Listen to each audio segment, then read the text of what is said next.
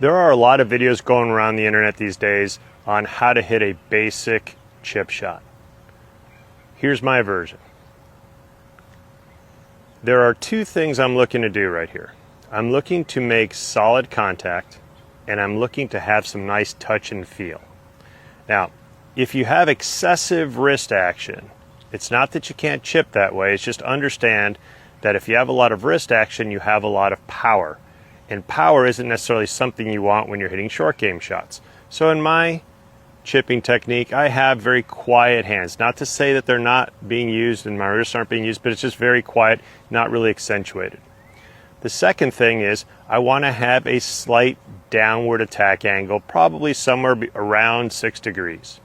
Now, how do I create this? If I'm not going to use hinge to get some angle, I'm actually going to use pressure shift to get some angle. So as I go back, the club is ascending very shallow. There's not a lot of wrist cock going on, and it's staying on a nice plane. But as I do this, I'm going to lean into my lead side. I'm not somebody who says you got to have a ton of weight on your left footed address or on your lead footed address. I put maybe 55% of my pressure on my lead footed address.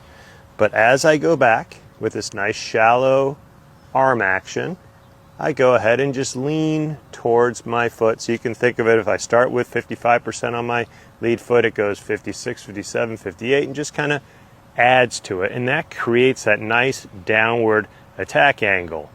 So I've got shallow club and arms and a steeper body, and that gives me that nice downward compression on the ball, that really crisp sounding chip. I'll go ahead and hit a couple here for you.